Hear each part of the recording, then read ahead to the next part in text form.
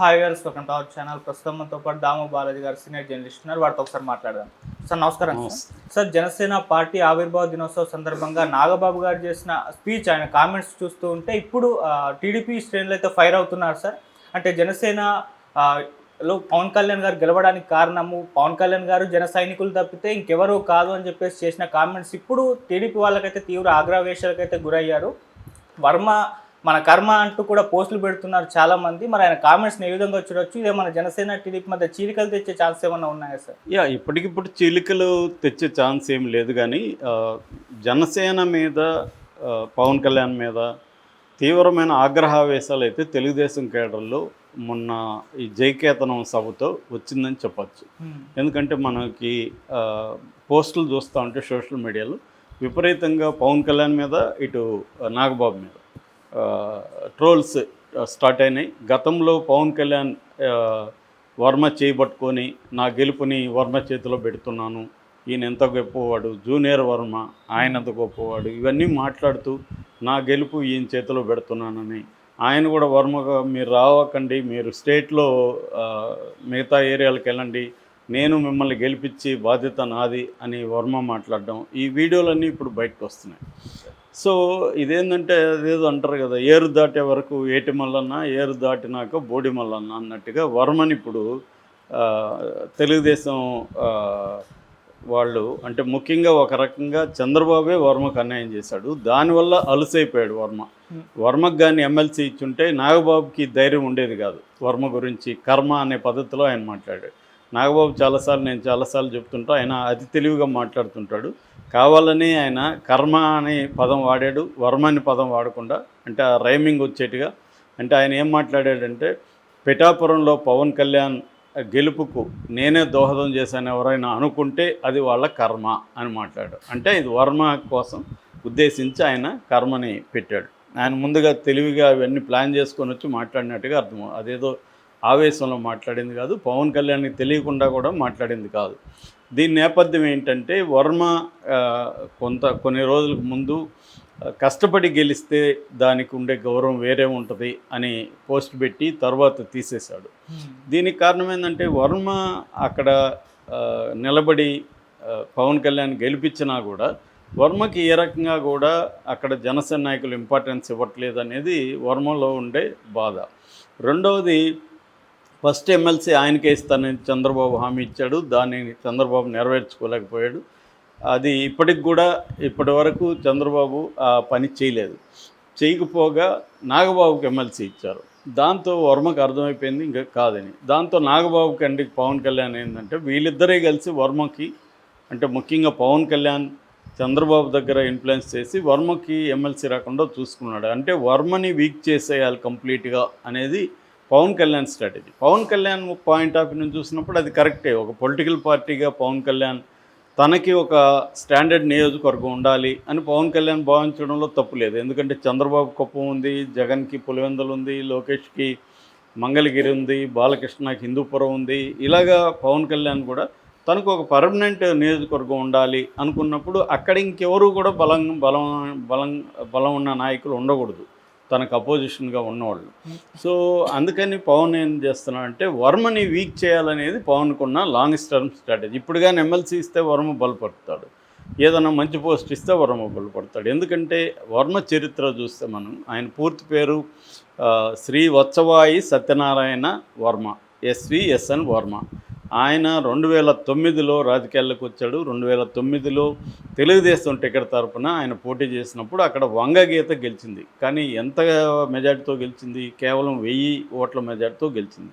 అంటే వర్మకి అప్పటికే 2009కే అక్కడ స్ట్రాంగ్ ఉంది. 2014లో తెలుగుదేశం టికెట్ అయినప్పుడు వర్మ ఇండిపెండెంట్గా పోటీ చేశాడు. ఇండిపెండెంట్గా పోటీ చేసి పెండం దొరబాబు మీద గెలిచాడు. ఎంత మెజార్టీతో గెలిచాడు? 47,000 ఓట్ల మెజార్టీతో గెలిచాడు. అంటే 57.9% మెజార్టీతో ఆయన గెలిచాడు. అంటే గెలిచినప్పుడేమో చాలా పెద్ద మెజార్టీతో గెలుస్తున్నాడు వర్మ, ఓడిపోయినప్పుడు చాలా మైనర్గా ఓడిపోతున్నాడు. అంటే క్లియర్గా వర్మకి స్ట్రాంగ్గా అక్కడ ఉంది.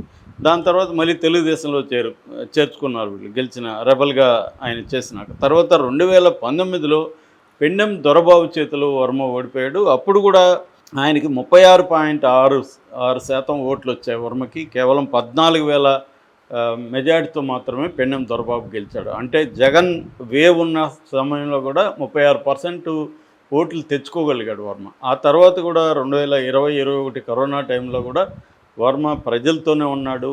ఇంట్లో వాళ్ళు వద్దని వారిస్తున్నా కూడా కరోనా టైంలో ఇంట్లో కూర్చోకుండా ఆయన జనంలో ఉంటూ తన హెల్త్ను కూడా పెట్టేసి ఆయన ప్రజల్లో ఉంటూ ప్రజలకు ఆహారం ఇతర ఇవి అందించడంలో ఆయన నిమగ్నమయ్యాడు. అందువల్ల ప్రజల్లో ఆయన మంచి ఇదైతే ఉంది.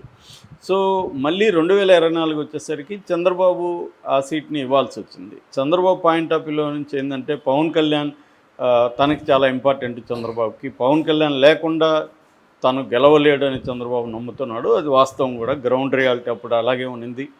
సో ఆ కాంటెక్స్ట్లో పవన్ కోరుకున్న సీటు చంద్రబాబుకి ఇవ్వక తప్పలేదు. అందుకని ఇప్పుడు అక్కడ వర్మ కోఆపరేట్ చేయకపోతే పవన్ ఓడిపోయే అవకాశం ఉంది. పవన్ ఓడిపోతే మళ్ళీ అదొక ఇబ్బంది, మనమే ఓడిచ్చామని కూడా అంటారు. అందుకని వర్మని పవన్ కళ్యాణ్ చంద్రబాబు పిలిచి బొజ్జగించి నీకు ఇవ్వలేకపోతున్నాను, అయితే నువ్వు కోఆపరేట్ చేస్తే నేను నీకు ఫస్ట్ ఎమ్మెల్సీ నీకే ఇస్తానని. వర్మకు కూడా అర్థమైంది, ఒక మనకి తెలుగుదేశానికి చాలా ఇంపార్టెంట్ పవన్ కళ్యాణ్తో పొత్తు. అలాంటి పవన్ కళ్యాణ్ కోరుకున్నప్పుడు మనం త్యాగం చేయక తప్పదని వర్మ కూడా డిసైడ్ అయ్యాడు. అప్పుడే వర్మకు సంబంధించిన మనుషులు చాలామంది వాళ్ళు వ్యతిరేకిస్తూ ఉంటే కూడా వర్మ వాళ్ళందరిని బుజ్జగించి ఇవన్నీ కాంటెక్స్ట్ చెప్పి చేశాడు. అట్లాగే మీరు ఇక్కడ తిరగాల్సిన అవసరం లేదు, మీరు రాష్ట్రంలో అనేక చోట్ల పర్యటించాల్సిన అవసరం ఉంది, కూటమి తరపున మీరు ఇక్కడికి రాకండి, నేను దగ్గరుండి చేస్తానని వర్మ వాళ్ళ అబ్బాయి అందరూ కలిసి గట్టిగా నిలబడి చేశారు. అప్పుడు కూడా తెలుగుదేశానికి అక్కడున్న జనసేన నాయకుల మధ్య అనేక వైరుధ్యాలు వచ్చాయి. గెలిచిన తర్వాత కూడా వర్మ ఒకరోజు నిరాహార దీక్ష తెచ్చాడు, తన కారు మీద దాడి జరిగింది అని చెప్పి ఇవన్నీ భరిస్తూ వస్తున్నాడు వర్మ. ఇప్పుడేమైందంటే వర్మను వీక్ చేయాలనే ఒక ప్లాను జనసేనలో ఉంది, పవన్ కళ్యాణ్కి ఉంది. అది Pawan Kalyan point of view చూసినప్పుడు ఇందాక చెప్పినట్టుగా అది కరెక్ట్ కూడా. కానీ వర్మ పాయింట్ ఆఫ్ చూసినప్పుడు తను మోసపోయాను, తనకు వెన్నుపోటుకు గురైన అన్న దీంట్లో ఉన్నాడు. సో దీన్ని అలసుగా తీసుకొని ఇప్పుడు ఓపెన్గానే నాగబాబు దగ్గర పవన్ కళ్యాణ్ ఈ మాట చెప్పించాడు.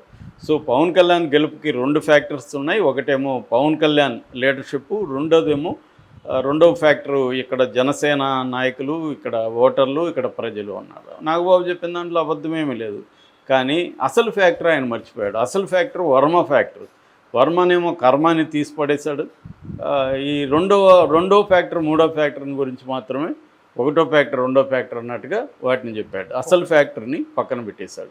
సో దీంతో ఇప్పుడు తెలుగుదేశం కేడర్లో కానీ తెలుగుదేశం నాయకుల్లో కానీ చాలా కోపం వచ్చింది దీని మీద. ఎందుకంటే అక్కడ నిలబడి ఓడించాడు, మన వైసీపీని ఓడించి పవన్ కళ్యాణ్ గెలిపిస్తే పవన్ కళ్యాణ్ ఇప్పుడు వర్మని కాదు తిడుతూ ఉండేది, తెలుగుదేశాన్ని తిట్టినట్టు. ఎందుకంటే తెలుగుదేశం ఫ్యాక్టర్ అక్కడ లేదన్నట్టే కదా నాగబాబు. వర్మనే కాకుండా తెలుగుదేశం మద్దతు ఏం మాకు లేదు, వాళ్ళు దోహదం చేసినారని అనుకుంటే వాళ్ళ కర్మ అన్నట్టు. ఇక్కడ వర్మని తిట్టినట్టు కాదు, తెలుగుదేశాన్ని తిట్టినట్టు. సో తెలుగుదేశం లేకుండా మేము గెలిచాము, పవన్ కళ్యాణ్ మా కేడరు జనం ఇంతే అన్నట్టుగా ఆయన చెప్పడం అంటే తెలుగుదేశం రోల్ను కూడా తగ్గించినట్టు. దీనికంతటి కారణము చంద్రబాబే. చంద్రబాబు ఇతన్ని వర్మకి ఏ పదవి ఇవ్వకపోవడం వల్లే అలుసైపోయారు అనేది వీళ్ళు చెబుతున్నారు. ఇక పవన్ కళ్యాణ్ ఏమో జనసేనని